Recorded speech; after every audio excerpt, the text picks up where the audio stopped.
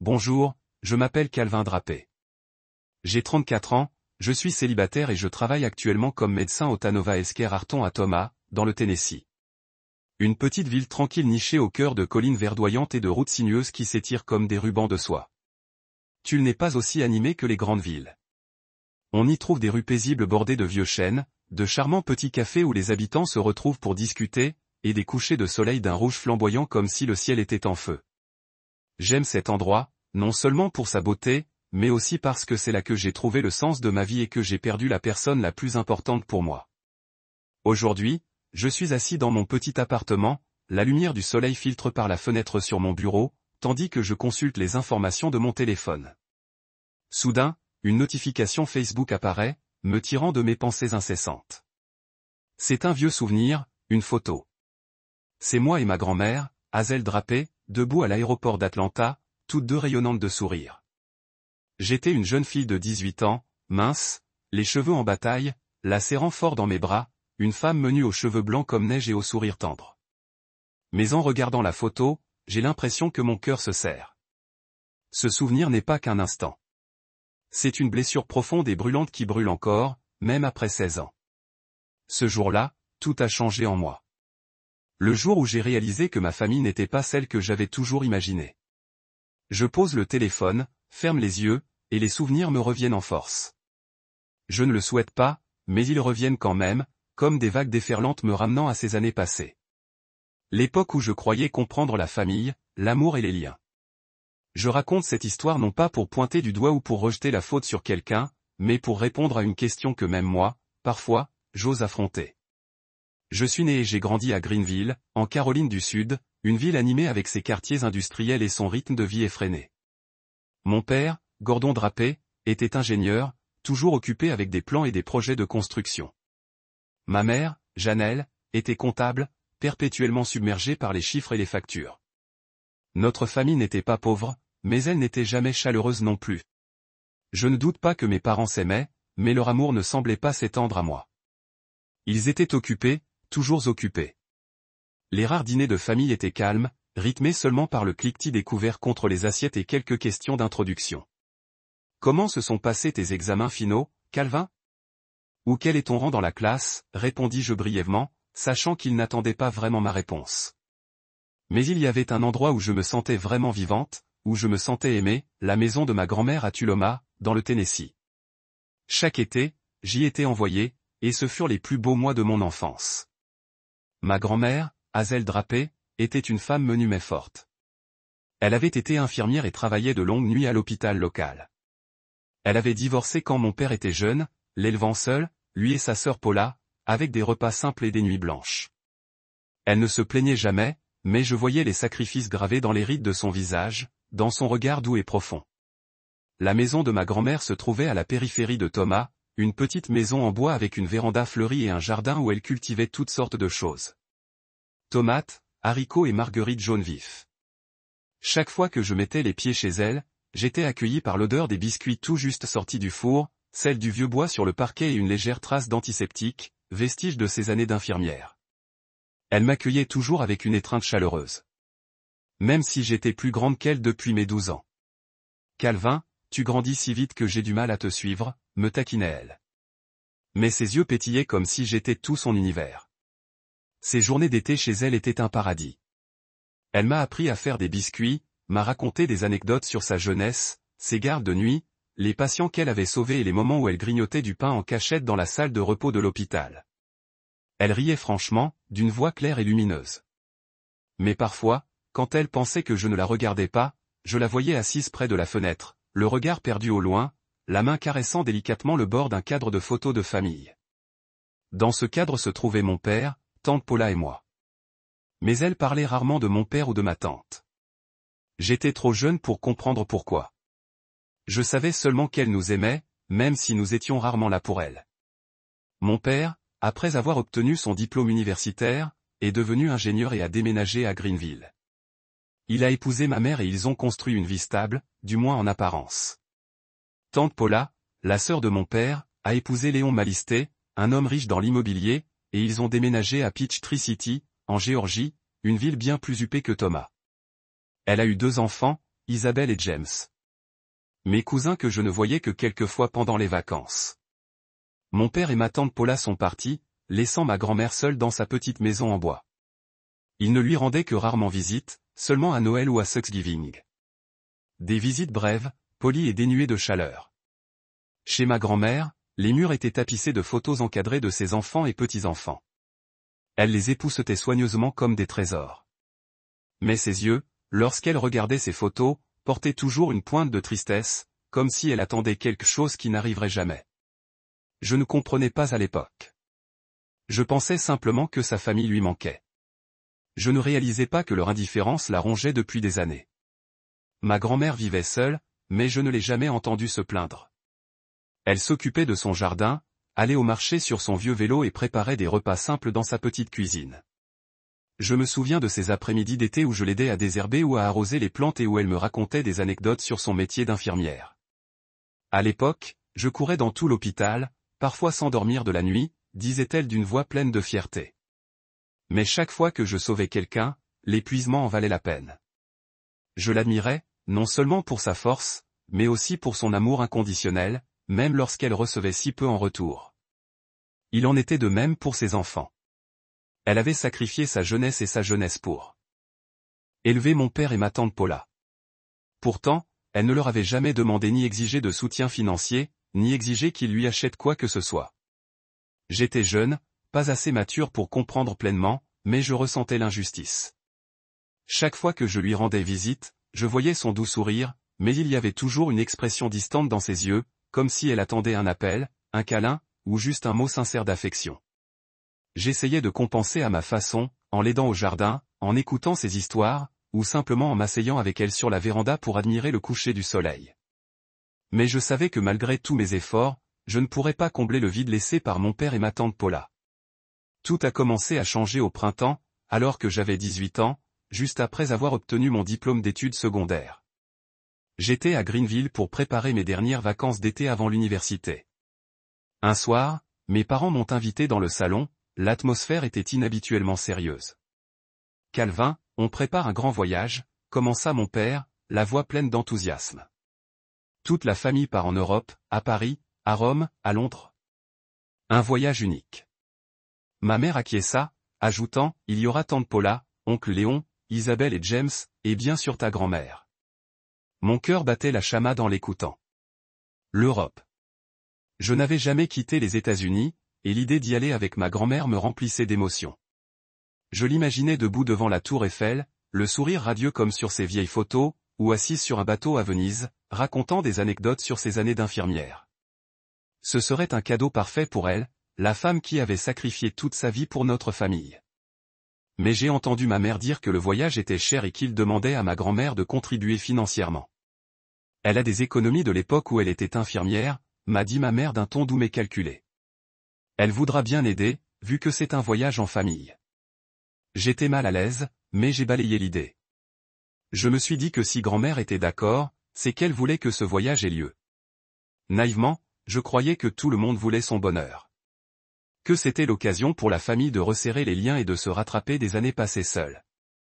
Dans les semaines qui ont suivi, j'ai remarqué un étrange changement dans la façon dont la famille traitait ma grand-mère. Mon père a commencé à l'appeler plus souvent, sa voix plus douce que d'habitude. « Comment va maman ? Elle mange bien ? Je pense à toi, disait-il. Mais j'ai senti un manque de sincérité dans ses paroles. Tante Paula a également appelé, lui envoyant même des cadeaux.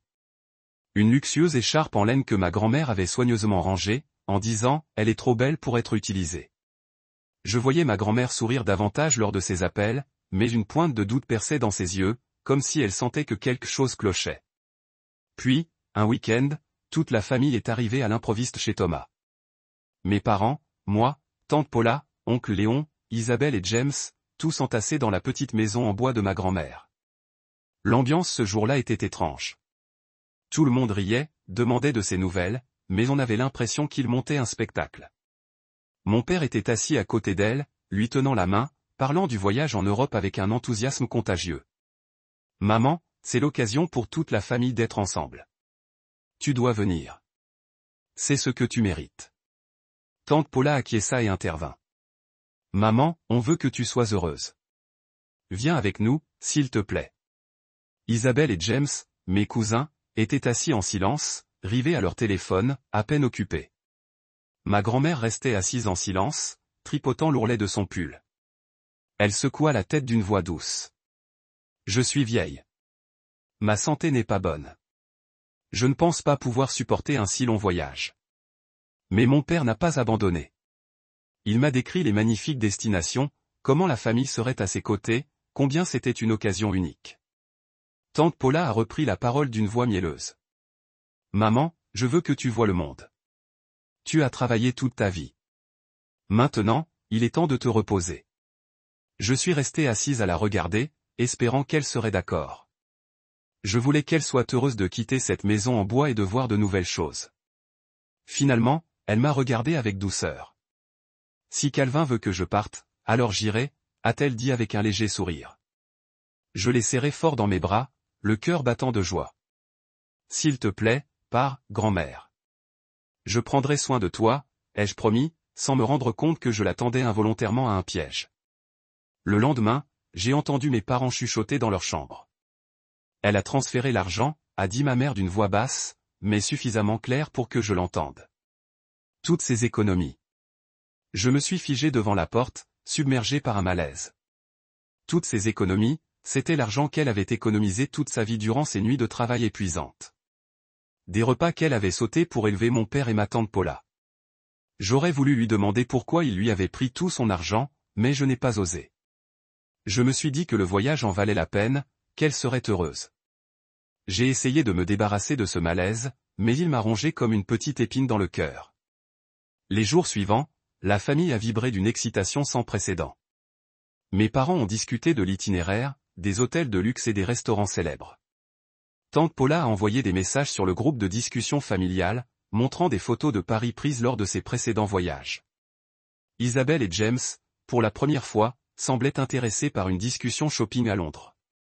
Je me suis laissé emporter moi aussi, imaginant la famille réunie, riant et discutant. Mais au fond de moi, je ne pouvais me défaire du sentiment que quelque chose clochait. Je l'ai lu dans les yeux de ma grand-mère lorsqu'elle m'a appelé, sa voix douce, mais teintée d'inquiétude. Calvin, es-tu sûr que ce voyage sera agréable? Je l'ai rassuré en lui disant que tout se passerait à merveille, mais je ne savais pas que je mentais. Pas seulement à elle, mais à moi-même. Assise dans mon appartement de Thomas, je ne peux m'empêcher de m'en vouloir. J'étais trop naïve, trop confiante dans les promesses de ma famille. Je n'ai pas vu la tromperie derrière leur sourire. Je n'avais pas réalisé que ce voyage en Europe n'était pas un cadeau pour elle, mais un piège soigneusement tendu. Mais j'allais le découvrir. Et cette vérité allait tout changer. Elle me ferait voir ma famille sous un autre jour. Et me conduirait à une décision que je n'aurais jamais cru devoir prendre.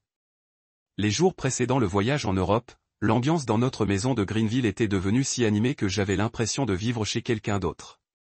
Les valises étaient pleines à craquer. Les passeports étaient méticuleusement vérifiés, et mes parents n'arrêtaient pas de discuter de l'itinéraire. Paris d'abord, puis Rome, et enfin Londres, disait mon père d'une voix débordante d'excitation, comme s'il avait planifié ce voyage toute sa vie. Ma mère, habituellement sterne, souriait plus souvent et m'achetait même une nouvelle paire de chaussures pour être présentable en Europe. Je me laissais emporter par l'excitation, oubliant le malaise qui m'avait autrefois rongé. Je ne pensais qu'à voyager avec ma grand-mère, à la voir sourire joyeusement devant des monuments célèbres dont je n'avais entendu parler que dans les livres. Ma grand-mère est arrivée chez nous quelques jours avant le départ. Elle avait pris un bus depuis Thomas, avec une vieille valise vert foncé, du genre des années 70. Quand je suis sorti en courant pour la saluer, elle m'a serré fort dans ses bras, la légère odeur d'antiseptique de ses vêtements me rassurant, comme si j'étais de retour chez elle en séjour d'été. Elle a souri et m'a dit, « Calvin, laisse-moi dormir chez toi quelques jours, d'accord ?» Sa voix était chaleureuse et enjouée, mais je sentais qu'elle cachait quelque chose. Je l'aidai à porter la valise, la remarquant plus légère que prévu. « Tu ne fais pas grand-chose, grand-mère ?» demandai-je, à moitié en plaisantant. Elle rit en m'ébouriffant les cheveux. « Je suis vieille, je n'ai pas besoin de grand-chose. T'avoir me suffit. » Les jours suivants, ma grand-mère et moi étions inséparables. Chaque nuit, je dormais avec elle dans le salon, sur un vieux matelas gonflable que ma mère avait depuis longtemps prévu de jeter. Elle me racontait ses années d'infirmière, comment elle gardait toujours un bonbon dans sa poche pour les enfants de la pédiatrie, et les bons souvenirs de mon père et de ma tante Paula. Je restais allongé là, écoutant sa voix posée, avec l'impression que le monde se réduisait à nous deux. Tu crois que tu préféreras Paris ou Londres, demandai-je, les yeux pétillants. Elle marqua une pause, puis acquiesça. J'irai n'importe où tant que tu seras avec moi. Je souris en la serrant fort dans mes bras. La veille de notre départ, je n'ai pas pu dormir. Allongé sur le canapé, j'ai regardé ma grand-mère dormir profondément sur le matelas gonflable à côté. Le clair de lune illuminait son visage par la fenêtre, soulignant les rides, traces de ses années de sacrifice. Je me disais que ce voyage serait un cadeau pour elle, une chance pour elle de constater que sa famille l'aimait toujours. Je ne savais pas que je rêvais que ce qui allait arriver briserait ce rêve. Le jour du départ, la maison vibrait d'une excitation nerveuse. Mon père vérifiait les billets d'avion, ma mère rangeait les bagages et j'aidais ma grand-mère à faire ses lacets. Elle insistait pour porter ses vieilles chaussures confortables. Nous sommes montés dans la voiture et avons roulé de Greenville à l'aéroport international Hartsfield-Jackson d'Atlanta, un voyage de près de 3 heures. Dans la voiture, mes parents discutaient et riaient, mais ma grand-mère était silencieuse, les mains jointes, les yeux fixés par la fenêtre. Je lui ai tenu la main et lui ai murmuré, « Ne t'inquiète pas, grand-mère. On va s'amuser. » Elle sourit, mais d'un sourire fragile, comme pour me rassurer. À notre arrivée à l'aéroport, la famille de tante Paula nous attendait déjà dans le terminal principal. Tante Paula portait un manteau rouge éclatant. Oncle Léon se tenait à ses côtés, lunettes de soleil à la main, comme s'il était en vacances à Hollywood, tandis qu'Isabelle et James étaient rivés à leur console de jeu. « Hazel, comment vas-tu, maman ?» demanda tante Paula en serrant ma grand-mère dans ses bras. Oncle Léon hocha la tête en guise de salutation, tandis qu'Isabelle et James levaient à peine les yeux de leurs écrans, ne jetant qu'un bref coup d'œil avant de retourner à leur jeu. Ma grand-mère semblait un peu inquiète, mais elle sourit, essayant de se fondre dans l'ambiance. Nous avons roulé nos valises jusqu'au comptoir d'enregistrement. L'aéroport grouillait d'annonces incessantes par haut-parleur. L'odeur du café d'un stand voisin se mêlait au bruit des roulettes des valises. Debout à côté de ma grand-mère, je regardais avec impatience la file d'attente, m'imaginant embarquer dans l'avion et commencer notre aventure. Mais soudain, j'ai remarqué que quelque chose n'allait pas. Mon père parlait à un employé de l'aéroport, la voix légèrement sèche. Ma mère se tenait à côté de lui, le visage tendu. Tante Paula et oncle Léon chuchotaient, leurs yeux évitant ma grand-mère. « Grand-mère, c'est notre tour », dis-je en l'attirant vers moi. Mais elle resta immobile, l'air perplexe. « Calvin, attends. »« Où est mon billet ?» demanda-t-elle d'une voix douce mais sèche, comme si elle venait de réaliser quelque chose. Je regardai mon père, attendant sa réponse. Mais il se retourna, le visage légèrement rouge, et dit, « Maman, il y a un petit problème avec le système de réservation. Ton billet, on dirait qu'il n'est pas confirmé. » Mon cœur fit un bond. Pas confirmé. Comment est-ce possible? Ce voyage était prévu depuis des mois. Comment ça, pas confirmé, demandai-je d'une voix plus forte que prévu. Ma mère intervint, d'un ton apaisant, mais artificiel. Calvin, calme-toi. C'est probablement une erreur système. On verra ça plus tard. Mais ma grand-mère ne se laissait pas facilement apaiser. Elle s'avança, regardant mon père droit dans les yeux. Gordon, dis-moi la vérité. Tu n'as jamais réservé de billet pour moi? Sa voix était calme, mais j'y percevais la douleur, comme une fissure qui s'élargissait. Mon père hésita, jetant un regard à ma mère comme s'il cherchait du secours. Puis il soupira et dit, « Maman, tu vieillis et ta santé n'est pas terrible. Un voyage aussi loin n'est pas envisageable. Reste à la maison et repose-toi. On t'emmènera plus près la prochaine fois. » Ces mots étaient doux, mais ils me firent l'effet d'une gifle. Reste à la maison. La prochaine fois. J'ai regardé tante Paula et oncle Léon, espérant qu'ils parleraient. Mais ils étaient occupés à discuter comme si cela ne les concernait pas. Ma grand-mère se tenait là, serrant la poignée de sa valise, le regard désolé. J'ai vu ses épaules trembler légèrement, mais elle n'a pas pleuré. Elle a regardé mon père, puis ma mère, puis tante Paula, comme si elle cherchait une once de vérité dans leurs yeux. Mais personne n'a croisé son regard. J'ai senti mon sang s'emballer, mon cœur battre la chamade. « Papa, maman, de quoi parlez-vous? C'est elle qui a payé ce voyage. Comment avez-vous pu lui faire ça? » J'ai failli perdre le contrôle. Ma voix attirant les regards des gens autour. Calvin, calme-toi. A craqué ma mère. Tu ne comprends pas. C'est une affaire d'adulte. Mais je n'arrivais pas à me calmer. J'ai regardé ma grand-mère, le visage décomposé malgré ses efforts pour garder son sang-froid. À cet instant, j'ai compris qu'il n'avait jamais eu l'intention de l'emmener.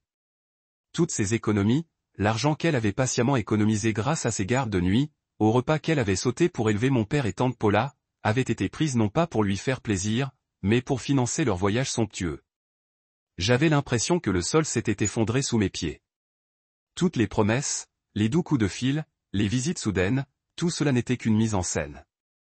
J'ai regardé mes parents, tante Paula, oncle Léon, et même Isabelle et James, ceux que j'appelais autrefois ma famille. Mais maintenant, c'étaient des étrangers, des gens qui avaient abusé de la confiance de ma grand-mère et de la mienne. Grand-mère, je ne pars pas.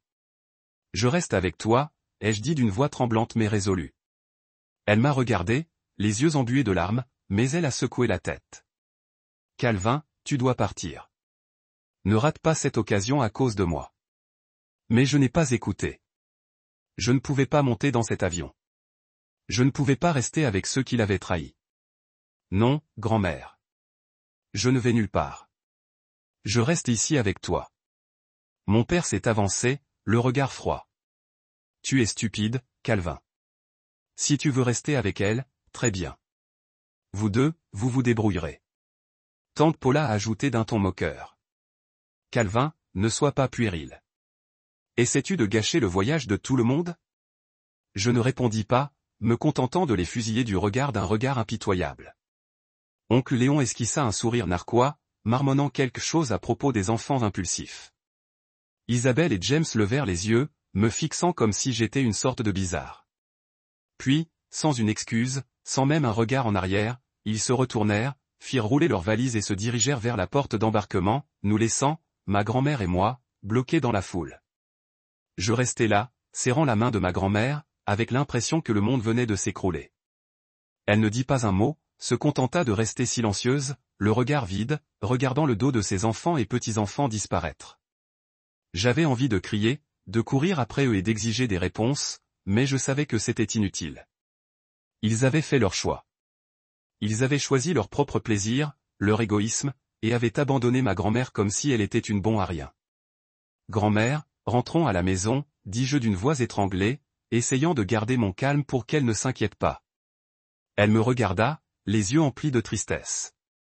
J'ai tiré sa valise et les guidé hors de la zone d'enregistrement, me frayant un chemin silencieux à travers la foule animée. J'ai hélé un taxi à proximité et me suis dirigé droit vers Thomas. Alors que la voiture démarrait, je me suis assis à côté de ma grand-mère, lui serrant la main fermement. Elle n'a pas parlé pendant le long trajet, se contentant de regarder par la fenêtre, le visage inexpressif. Puis, à mi-chemin, elle s'est tournée vers moi, d'une voix douce comme la brise. Est-ce parce que je suis pauvre? Parce que je suis démodé qu'ils n'ont pas voulu que je vienne, Calvin? Sa question m'a transpercé le cœur comme un couteau. J'avais envie de lui crier non, quelle était la personne la plus merveilleuse que j'ai jamais connue. Mais je n'ai fait que serrer sa main plus fort, murmurant, non, grand-mère. Ce n'est pas ta faute. Il ne te mérite pas, elle a hoché la tête, mais je savais qu'elle ne me croyait pas. Ses yeux portaient encore cette douleur, la douleur d'une mère, d'une grand-mère qui avait sacrifié toute sa vie pour être trahie par ses propres enfants. Quand le taxi s'est arrêté à Thomas, il faisait déjà nuit. J'ai ramené ma grand-mère dans sa maison en bois familière, où l'odeur des biscuits et du vieux bois nous enveloppait encore. Elle est entrée, s'est assise dans son fauteuil et a serré le cadre photo de famille contre elle. Je me suis agenouillé à côté d'elle et les serré fort contre moi. Grand-mère, je ne les laisserai plus jamais te faire de mal, ai-je dit d'une voix brisée. À ce moment-là, je ne savais pas quoi faire, mais je savais une chose, je ne laisserai pas cela passer inaperçu. Jamais. Je me suis levé pour trouver l'interrupteur, allumant d'autres lumières pour essayer d'éclairer la pièce, mais cela ne parvenait pas à dissiper la tristesse qui nous enveloppait. Ma grand-mère est restée assise, ses mains frêles serrées contre le cadre photo, les yeux rivés sur les visages souriants de la photo de famille. Mon père, ma mère, tante Paula, oncle Léon, Isabelle, James et moi. Mais maintenant, ces sourires me semblaient un mensonge. Mon cœur était comme serré. J'aurais voulu dire quelque chose pour la réconforter, mais les mots restaient coincés dans ma gorge.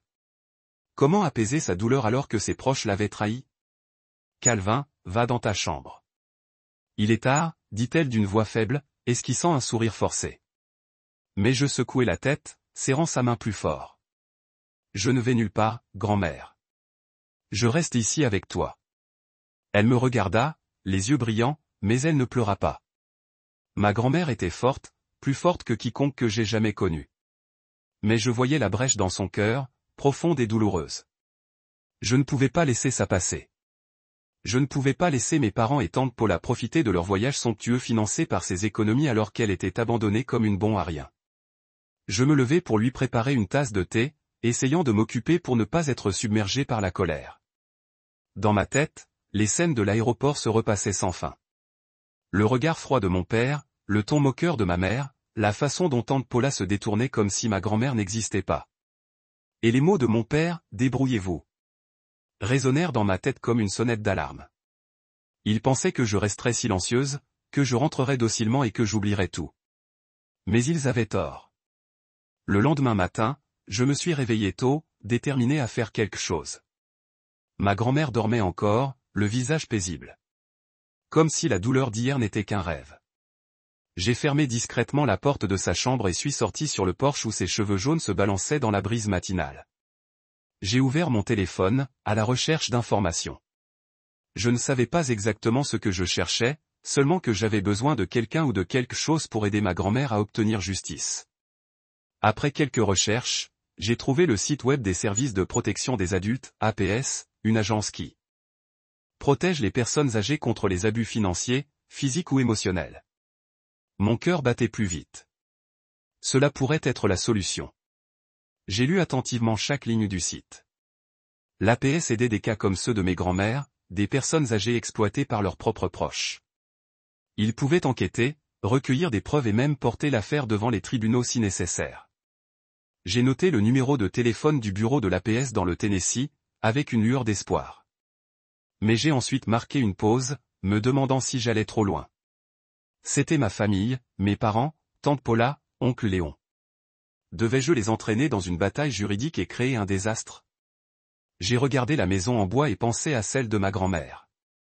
J'ai regardé avec tristesse l'aéroport et j'ai compris que je n'avais pas d'autre choix. Si je ne faisais rien, il continuerait à la blesser, ou pire, à blesser quelqu'un d'autre. J'ai appelé les services de protection de l'enfance, APS, ce matin-là, la voix tremblante, tandis que je parlais à un travailleur social nommé Dorian Hay. Je lui ai raconté toute l'histoire, le voyage en Europe, les économies de ma grand-mère, comment mes parents et tante Paula l'ont convaincu, et la douloureuse vérité à l'aéroport. Dorian écoutait, posant des questions concises mais pertinentes. Votre grand-mère a-t-elle la preuve du virement bancaire? Y avait-il des témoins à l'aéroport? Je lui ai dit que je vérifierais ses relevés bancaires, et je me suis souvenu qu'un membre du personnel de l'aéroport avait vu la dispute. Très bien, Calvin, a dit Dorian d'une voix rassurante, mais sérieuse. Vous et votre grand-mère devez venir au bureau des APS pour fournir plus de détails. Nous allons examiner ce cas. Lorsque j'ai raccroché, un mélange de soulagement et d'anxiété m'a envahi. Je savais que je m'engageais sur une voie difficile, mais je ne pouvais pas faire marche arrière. Je suis rentré et j'ai trouvé ma grand-mère assise à la table de la cuisine, une tasse de café à la main, le regard perdu dans le vague. Calvin, tu es debout tôt, a-t-elle dit avec un léger sourire. Je me suis assise à côté d'elle, inspirant profondément. Grand-mère, je viens d'appeler une agence de protection des personnes âgées. Je veux qu'ils enquêtent sur ce que maman, papa et tante Paula ont fait. Je veux qu'ils te rendent ton argent. Elle m'a regardé, l'air un instant abasourdi. Calvin, tu n'es pas obligé, a-t-elle dit d'une voix douce mais ferme. Je ne veux pas en faire tout un plat. Ce sont mes enfants, après tout. Je lui ai tenu la main, sentant ses doigts fragiles trembler. Grand-mère, ils ne méritent pas ton pardon. Ils t'ont pris ton argent, t'ont menti et t'ont abandonné. Si nous ne faisons rien, ils penseront qu'ils peuvent continuer comme ça. Pas seulement envers toi, mais envers n'importe qui. Elle m'a regardé, le regard oscillant entre douleur et fierté. Après un long silence, elle a hoché la tête. Si vous pensez que c'est juste, je vous fais confiance. Dans les jours qui ont suivi, j'ai agi. Je suis allé à la banque locale de Tulle où ma grand-mère avait son compte. La caissière, une femme d'âge moyen nommée Martha, qui connaissait ma grand-mère depuis des années, a écouté mon histoire. Son visage est passé de la surprise à la colère. « Hazel est la personne la plus gentille que je connaisse », a-t-elle dit d'une voix tremblante. « Comment ces enfants ont-ils pu faire ça ?» Elle m'a aidé à récupérer les relevés bancaires de ma grand-mère, qui indiquaient clairement le virement important qu'elle avait effectué à mon père. Cette somme, plus de 30 000 $, représentait tout ce qu'elle avait économisé pendant ses années d'infirmière grâce au repas qu'elle sautait pour élever ses enfants. J'ai également contacté l'aéroport d'Atlanta pour me renseigner sur l'employé au comptoir d'enregistrement ce jour-là. Heureusement, une employée nommée Holly se souvenait de l'incident. « J'ai vu la dame âgée debout là, l'air tellement confus », a dit Holly au téléphone. J'ai entendu son fils dire qu'elle n'y allait pas pour des raisons de santé. Mais vu la façon dont ils l'ont traitée, ça ne me semblait pas normal. Holly a accepté de faire une déclaration si nécessaire, et j'ai eu le sentiment d'avoir trouvé une pièce essentielle du puzzle. Ma grand-mère et moi sommes allés au bureau de l'APS à Tulpar un matin pluvieux. Dorian Hay, l'assistant social, nous a accueillis avec un sourire amical mais professionnel. C'était un homme grand, à la voix grave et chaleureuse, mais au regard perçant, comme s'il pouvait percer à jour n'importe quel mensonge. J'ai raconté toute l'histoire, présentant les relevés bancaires et les coordonnées de Holly. Ma grand-mère s'est assise à côté de moi, ajoutant quelques détails, d'une voix calme mais teintée de douleur. « Je voulais juste que mes enfants et mes petits-enfants soient heureux, » a-t-elle dit, les yeux rivés au sol. Je ne pensais pas qu'il me ferait ça. Dorian a pris des notes minutieuses et a hoché la tête. Madame Hazel, Calvin, nous avons suffisamment de motifs pour ouvrir une enquête officielle. L'abus financier envers une personne âgée est un crime grave. Nous contacterons les parties concernées et vérifierons tout. Il m'a regardé comme s'il lisait la détermination dans mon regard. Vous avez bien fait, Calvin. Tout le monde n'a pas le courage de tenir tête à ses parents comme toi.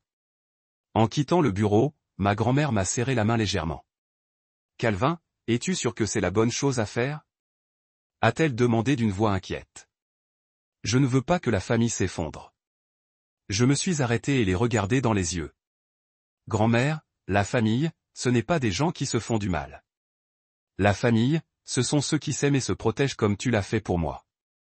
Je ne les laisserai plus te faire de mal. Elle a hoché la tête. Et pour la première fois depuis l'aéroport, j'ai vu une petite étincelle dans ses yeux. Pas de joie, mais de confiance. En attendant l'enquête des services de police, je suis resté à Taloma avec ma grand-mère. J'ai passé du temps avec elle, à l'aider au jardin, à préparer des repas simples et à écouter ses histoires. Elle souriait souvent quand elle croisait mon regard, mais je savais qu'elle essayait de rester forte. Chaque fois que je la voyais épousseter le cadre photo de famille, mon cœur se serrait. J'avais envie de lui dire de le jeter, mais je savais qu'elle en était incapable. Peu importe ce qu'ils ont fait, ils étaient toujours ses enfants et son amour pour eux ne s'estompe pas facilement. J'ai également commencé à tenir un journal, en écrivant tous les détails de ce qui s'était passé. Des appels téléphoniques doux de mes parents à la visite soudaine de Thomas à la trahison à l'aéroport. Je ne savais pas si ces mots seraient utiles, mais ils m'ont aidé à rester résolu. Chaque nuit après que ma grand-mère se couchait, je me suis assis à la table de la cuisine à écrire et à me dire, je dois faire ça pour elle, pour la justice. Environ une semaine plus tard, Dorian a appelé avec une mise à jour. Calvin, nous avons contacté la banque et le personnel de l'aéroport. Les preuves sont claires. Nous enverrons une assignation à vos parents et à la tante dans les prochains jours. Êtes-vous et votre grand-mère prêtes à aller au tribunal si nécessaire ? J'ai pris une profonde inspiration, me sentant comme si j'étais entré sur un chemin sans retourner en arrière. Oui, nous sommes prêts, dis-je, bien qu'une trace de peur s'attardait dans mon cœur. Dans les jours qui ont suivi l'appel de Dorian, j'avais l'impression de vivre dans un état de limbe. Pris entre détermination et malaise, je suis resté, ne voulant pas quitter le côté de ma grand-mère pendant un instant. La petite maison en bois est restée mon paradis le plus sûr, mais maintenant il portait une sensation différente, comme une forteresse où ma grand-mère et moi nous préparions pour une bataille que je n'aurais jamais imaginé devoir affronter.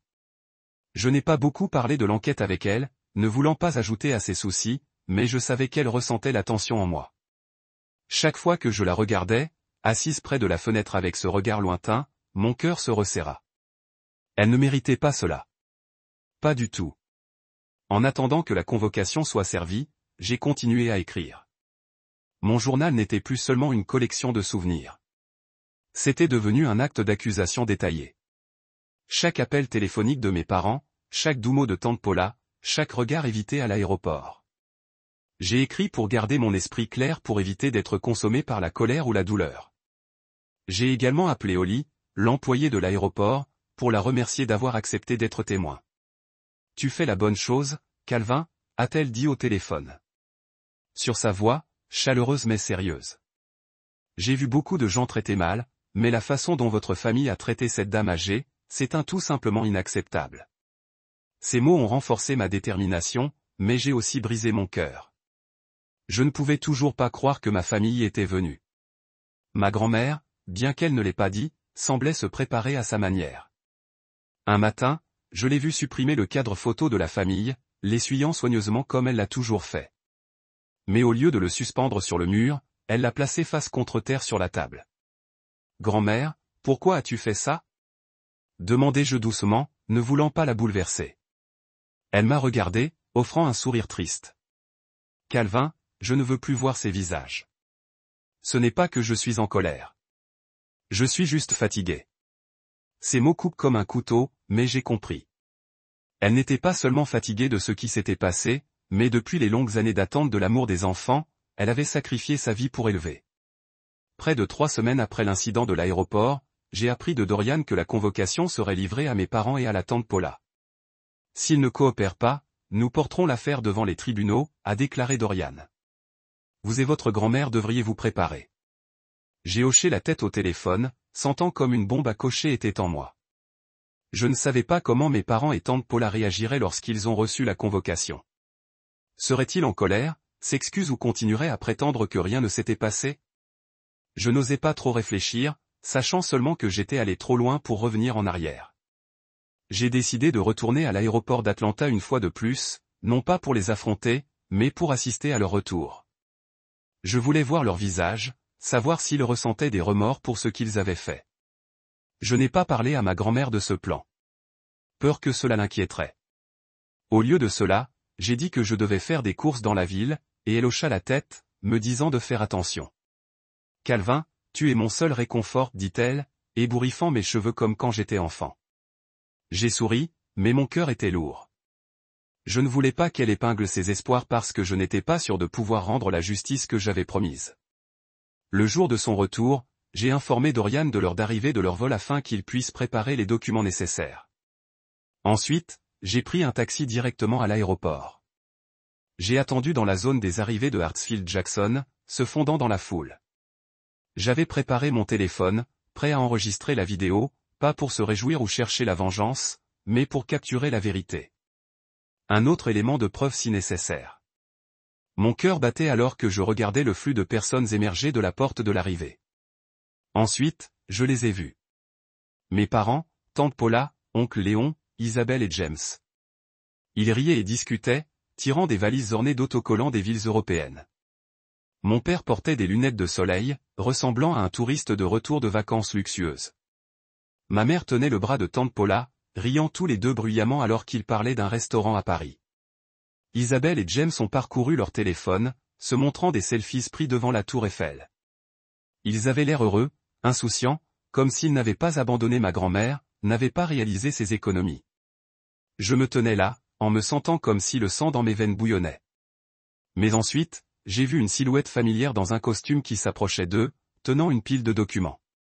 C'était la grêle Dorian. Il s'approcha, sa voix calme et tranchante. Monsieur Gordon Drapé, Madame Janelle Drapé, Madame Paula Malisté, Monsieur Léon Malisté. Je suis Dorian à la grêle des services de protection des adultes. J'ai des convocations liées aux allégations de violence financière contre Madame Hazel Drapé. L'air a gelé. Le sourire sur le visage de mon père a disparu. Ma mère est restée stupéfaite et les yeux de tante Paula s'écarquillèrent, serrant son sac comme s'il pouvait la protéger. Quoi? C'est une sorte d'erreur?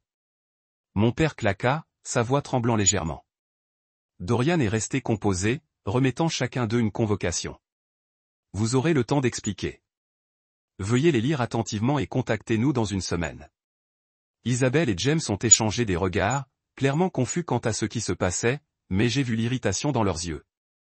l'oncle Léon murmura quelque chose dans son souffle pendant que tante Paula se tourna vers ma mère, chuchotant, « Hazel a fait ça? Elle ose nous poursuivre ?»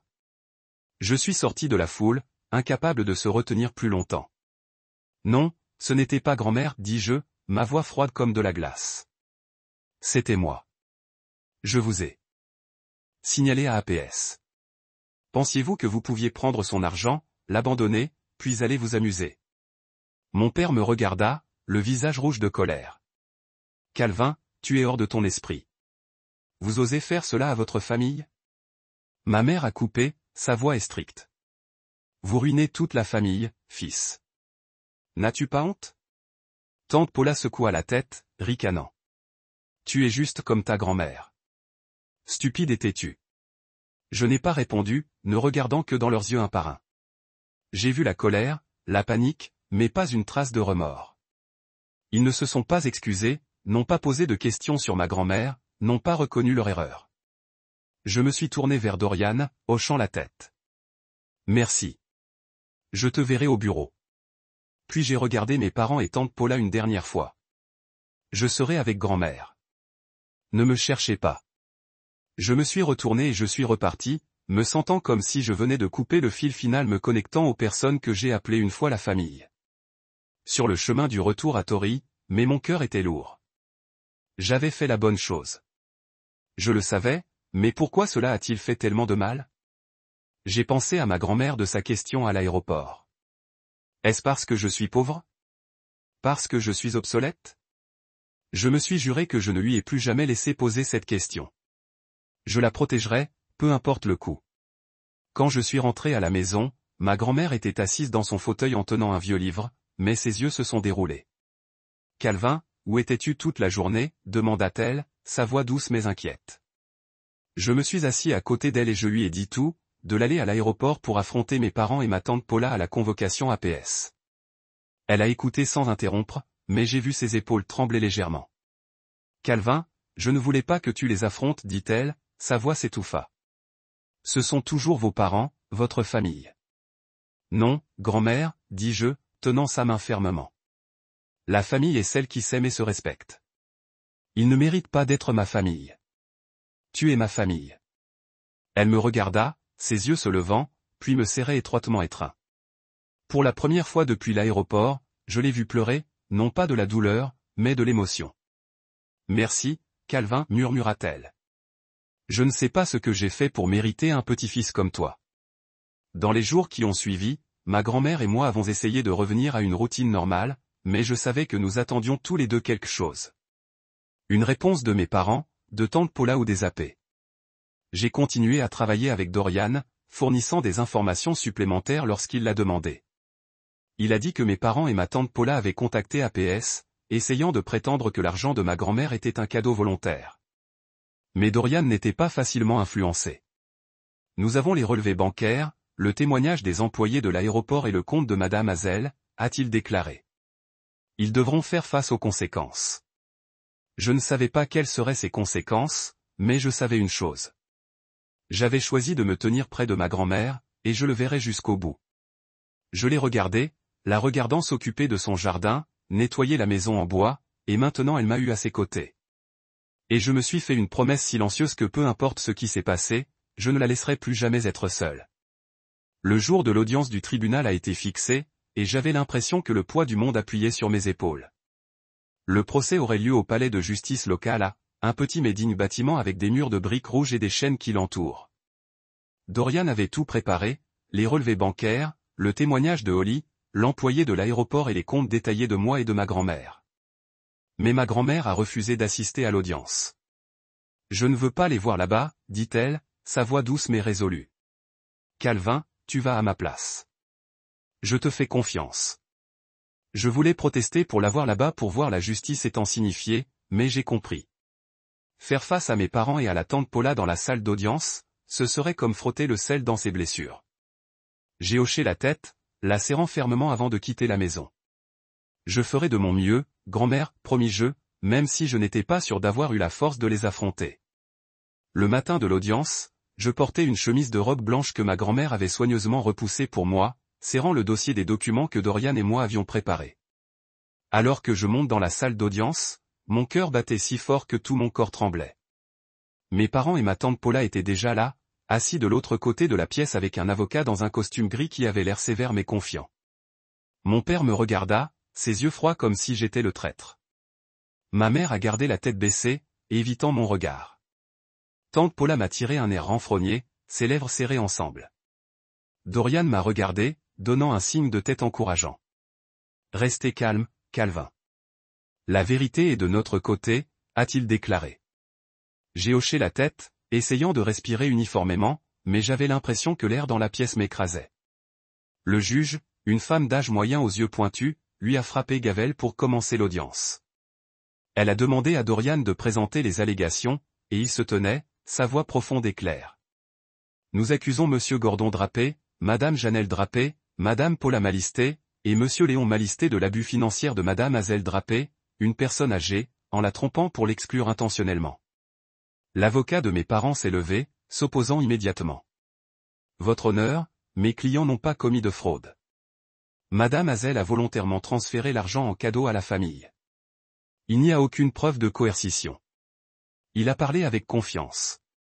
Présenté une pile de documents qu'il a appelé un accord familial. Mon sang a bouilli. Un accord familial? Ils ont osé appeler cette trahison un accord? Dorian s'est dit calmement, présentant chaque élément de preuve. Le relevé bancaire indiquant le transfert de 30 000 $ du compte de ma grand-mère à celui de mon père. Le témoignage de Holly de l'aéroport confirmant que ma grand-mère était délibérément exclue et que le propre compte de ma grand-mère enregistré dans un affidavit juré. J'ai été appelé à la barre des témoins et comme je me suis tenu devant le tribunal, j'ai senti les regards perçants de mes parents et tante Paula. Mais je n'avais pas peur. J'ai tout raconté, des appels téléphoniques sucrés, la visite soudaine de Tuloma jusqu'au moment où ma grand-mère a été laissée à l'aéroport. J'ai parlé avec une sincérité totale, ma voix tremblante en rappelant son expression désolée. Ils ont pris l'argent de ma grand-mère, les économies qu'elle a rassemblées ensemble toute sa vie. Ils lui ont menti et il ne ressentait même pas de remords, dis-je, en regardant directement le juge. Après avoir examiné toutes les preuves, le juge a rendu sa décision. Sa voix était claire, inébranlable. Le tribunal trouve des preuves suffisantes de violence financière contre Madame Hazel Drapé. Monsieur Gordon Drapé, Madame Janelle Drapé, Madame Paula Malisté et Monsieur Léon Malisté sont condamnés à rembourser le montant total de 30 000 $ à Madame Hazel Drapé. De plus, cette conduite sera enregistrée dans leur abus financier des dossiers d'une personne âgée, et les défendeurs seront dépouillés de tous les droits de succession de Madame Hazel Drapé, ainsi que de tout droit futur de la tutelle. La salle d'audience est restée silencieuse. Mon père a tiré sur ses pieds, le visage rouge de fureur. C'est une outrage. Nous sommes sa famille. Mais le juge a frappé son marteau, faisant signe à lui de s'asseoir. Tante Paula a fondu en larmes, bien que je ne sois pas sûr s'il s'agissait de larmes de remords ou simplement de la colère d'être exposée. L'oncle Léon murmura quelque chose sous son souffle pendant que ma mère était assise silencieusement, la tête s'inclina, sans dire un mot. Je ne me sentais pas victorieux, seulement une profonde tristesse. Ce n'était pas ce que je voulais. Je voulais juste la justice pour ma grand-mère.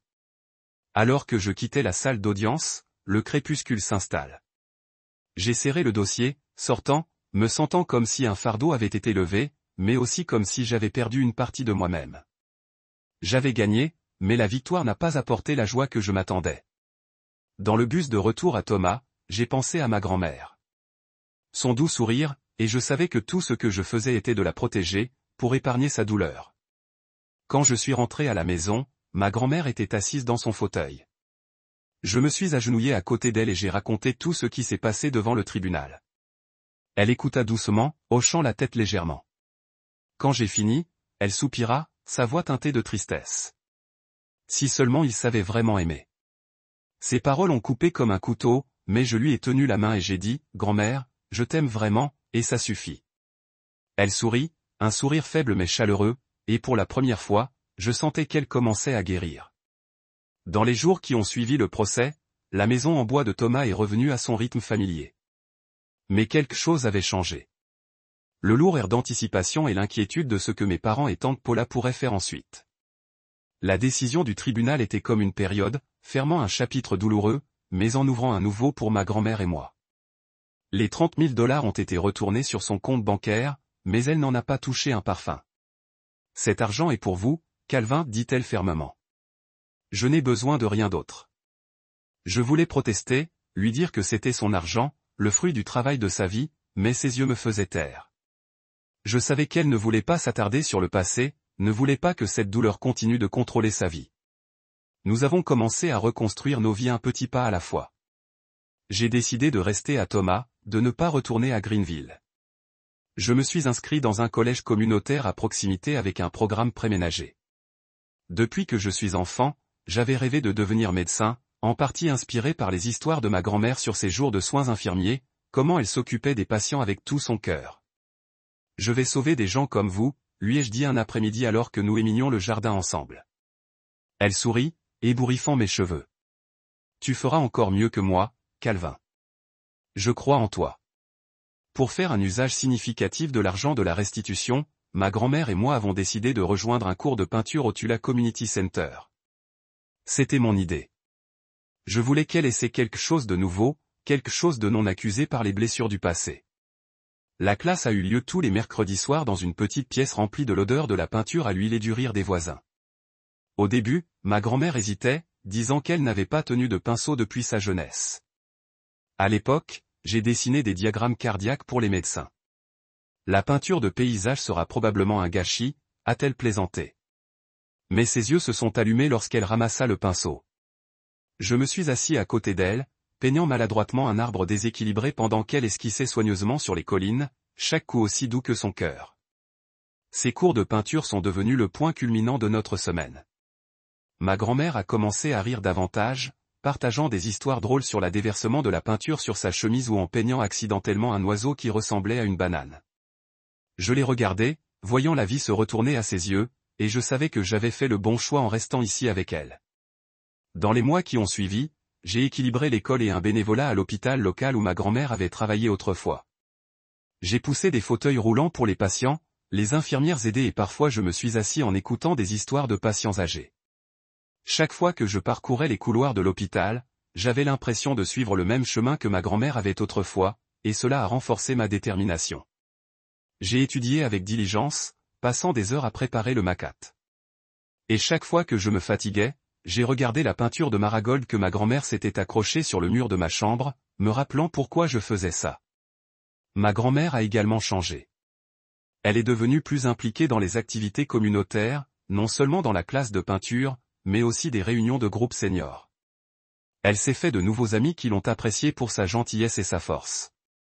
Un jour, Martha de la banque s'est rendue, apportant une assiette de biscuits faits maison. Hazel, j'entends que tu es tout à fait l'artiste, dit Martha, ses yeux scintillants.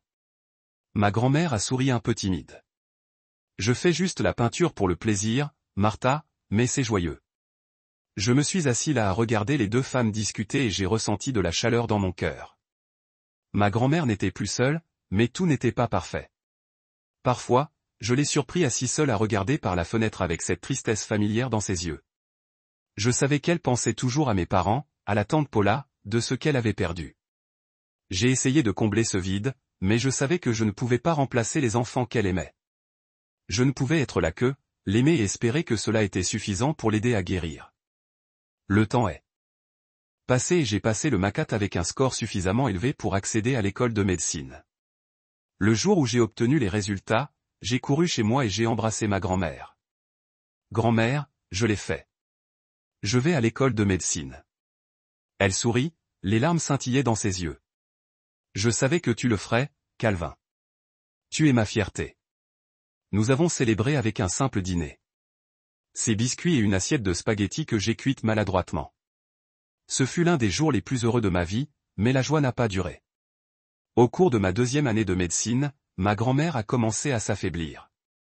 Elle toussa plus, devint plus fatiguée et devait parfois s'arrêter dans le jardin pour reprendre son souffle. J'ai insisté sur le fait qu'elle voyait un médecin, bien qu'elle ait brossé, disant qu'elle vieillissait. Mais le diagnostic du médecin m'a frappé comme un coup de poing au cœur. Cancer du poumon, stade tardif. Nous pourrions essayer la chimiothérapie, mais ce sera difficile, a dit le médecin, sa voix sombre. J'ai regardé ma grand-mère, je l'ai vue assise debout, les yeux calmes. Calvin, je ne veux pas de chimio, a-t-elle dit. J'ai assez vécu. Je veux juste être à la maison avec toi. Je voulais argumenter, la supplier d'essayer, mais je savais que son esprit était inventé. J'ai pris un congé de l'école pour prendre soin d'elle, mais elle secoua la tête. Vous devez continuer à étudier, Calvin. Ne me laissez pas être un fardeau. J'ai pleuré pour la première fois devant elle. Vous n'êtes jamais un fardeau, grand-mère. Tu es la raison pour laquelle je fais tout ça. Elle m'a serré dans ses bras et nous nous sommes assis là dans la maison en bois tranquillement ensemble. Au cours de ces derniers mois, ma grand-mère a toujours essayé de vivre complètement. Elle a peint plus, offrant ses œuvres à des voisins et des amis. Elle m'a appris à faire ses biscuits correctement, riant de bon cœur quand j'ai brûlé le four. Et elle a partagé des histoires qu'elle n'avait jamais racontées auparavant sur ses rêves en tant que jeune femme, les fois où elle a failli abandonner, mais se tenait grand pour mon père et ma tante Paula. J'ai tout écrit, ne voulant pas oublier un seul moment. Le jour où j'ai obtenu mon diplôme de médecine, ma grand-mère était clouée au lit à la maison, trop faible pour s'asseoir. Je portais ma casquette et ma robe, apportant mon diplôme pour lui montrer. Grand-mère, je l'ai fait, dis-je, ma voix se brise. Elle sourit, saisissant fermement ma main. Je suis fier de toi, Calvin. Tu es mon médecin. C'était le jour le plus heureux de ma vie, mais aussi le plus triste. Cette nuit-là, ma grand-mère est décédée paisiblement dans son sommeil dans la maison en bois qu'elle aimait. Je suis assise dans la maison maintenant silencieuse, tenant sa peinture Marigold, se sentant comme une partie de moi était partie pour toujours. Ce qui est bien. Ma grand-mère, Hazel Drapé, était la femme la plus forte que j'ai jamais connue, dis-je, ma voix tremblant. Elle a sacrifié toute sa vie pour sa famille, pour les gens qu'elle aimait. Et même si elle ne recevait pas toujours l'amour qu'elle méritait, elle n'a jamais cessé d'aimer. C'est la raison pour laquelle je me tiens ici aujourd'hui. La raison pour laquelle je sais ce qui est bien, ce qui compte. L'église était remplie de gens, de voisins, de ses amis et même d'anciens patients qu'elle avait pris en charge. Martha de la Rive était assise au premier rang, essuyant les larmes. Quelques personnes de la classe de peinture ont apporté des œuvres d'art qu'ils avaient créées avec elle, les plaçant autour de l'autel en hommage. J'ai regardé autour de moi en voyant l'amour que la communauté avait pour elle et j'ai réalisé que ma grand-mère n'était pas seulement ma famille. Elle faisait partie de Tuloma, quelqu'un qui a laissé une marque avec sa gentillesse et sa résilience. J'ai envoyé un message à mes parents et à la tante Paula les informant de ses funérailles. Je ne m'attendais pas à ce qu'ils viennent, mais je voulais toujours qu'ils sachent. Je les gardais brefs, sans émotion. Grand-mère est décédée. Les funérailles se tiendront samedi à la First Presbyterian Church de Tulle. Je n'ai reçu aucune réponse, non appelé, pas de texte. Le jour des funérailles, je me tenais à la porte de l'église, espérant bêtement qu'il pourrait se présenter, ne serait-ce que pour dire un dernier adieu. Mais à mesure que les portes se fermaient et que le service commençait, je savais qu'ils avaient choisi de ne pas venir. Leur absence ne m'a pas surpris, mais cela a toujours laissé une douleur persistante dans mon cœur. Après les funérailles, je suis retourné à la maison en bois, assis seul sur le porche, regardant le jardin Marigold que ma grand-mère aimait. J'ai pensé aux dernières années à partir de cette journée à l'aéroport d'Atlanta à l'essai jusqu'à ces derniers mois. Je n'ai pas regretté de me tenir contre mes parents et tante Paula, mais je me suis demandé s'il aurait pu y avoir un moyen d'éviter l'effondrement de notre famille. Puis je me suis souvenu des paroles de ma grand-mère. Si seulement ils savaient vraiment aimer. Et j'ai réalisé que ce n'était pas moi qui avais déchiré la famille. Ils avaient fait il y a longtemps quand ils ont choisi l'égoïsme plutôt que l'amour. J'ai décidé de rester à Tuloma, non seulement parce que c'était là que ma grand-mère avait vécu, mais parce que c'était là que je sentais que j'appartenais. Moi j'ai continué mon voyage pour devenir médecin, entrant dans une résidence de 3 ans à Tanova Healthcare, Arton, l'hôpital où ma grand-mère avait déjà travaillé. Chaque jour, en marchant dans les couloirs de l'hôpital, je me sentais comme si elle était à côté de moi, m'encourageant. J'ai travaillé dur, apprenant à prendre soin des patients avec le dévouement qu'elle m'avait appris. Écoutez-les, Calvin. Elle a dit un jour, parfois, un patient n'a pas besoin de médicaments. Ils ont juste besoin de quelqu'un pour les comprendre. J'ai porté cette leçon à chaque quart de travail, chaque patient, sachant que je suivais le chemin qu'elle voulait pour moi. Un jour, tout en organisant la maison en bois, j'ai trouvé une vieille boîte sous son lit. Calvin, tu es mon léger. Dernières années. Mémoire. Le souvenir d'une femme qui m'a appris que le véritable amour ne nécessite aucune condition et que la justice exige parfois du courage. 3 ans plus tard, je suis officiellement devenu médecin à Tanova Healthcare Arton. Le jour où j'ai reçu ma certification, je me suis tenu devant sa peinture Marigold et j'ai chuchoté, « Grand-mère, je l'ai fait ». Je savais qu'elle n'était pas là pour le voir, mais je l'ai senti souriant quelque part, fier de moi. J'ai choisi de rester à Thomas, me consacrant à la communauté qu'elle chérissait, en s'occupant des patients auxquels elle avait tendance, et vivre une vie que je savais la rendrait fière. Je n'ai plus contacté mes parents ou tante Paula. Ils ne m'ont pas contacté et je ne voulais pas les voir. Le silence entre nous était une déclaration plus claire que toute confrontation. Mais je ne les détestais pas. Je regrette seulement qu'ils aient choisi un chemin différent, sans place pour l'amour et la sincérité que ma grand-mère a passé sa vie à m'apprendre. En regardant en arrière sur mon voyage, j'ai réalisé que la vie n'est pas toujours juste, mais nous pouvons choisir comment faire face à l'injustice. Ma grand-mère m'a appris ça, le véritable amour est un sacrifice sans rien attendre en retour, défendre ceux qui ne peuvent pas se défendre et vivre avec un cœur ouvert, peu importe à quel point le monde peut être dur. Je l'ai perdu, mais j'ai trouvé le sens de ma vie à travers les leçons qu'elle a laissées. Si vous lisez cette histoire, je veux que vous vous souvenez que la famille n'est pas seulement celle qui partage votre sang, mais ceux qui vous aiment et vous chérir. N'ayez pas peur de défendre ce qui est bien, même si cela signifie affronter ceux que vous avez relevés. La justice n'est pas toujours facile, mais cela vaut la peine de se battre. Et surtout, chérissez ceux qui vous aiment vraiment, comme ma grand-mère l'a fait pour moi, parce que ce sont eux qui façonneront qui vous êtes, même lorsqu'ils ne sont plus à vos côtés. Vivez comme ma grand-mère avec un cœur ouvert et un courage inébranlable. Et rappelez-vous que peu importe à quel point la vie essaie de vous renverser, vous avez toujours la force de défendre ceux que vous aimez et pour vous-même. Merci d'avoir écouté mon histoire et je vous souhaite une santé abondante, un amour sans fin et la force de surmonter les obstacles de la vie.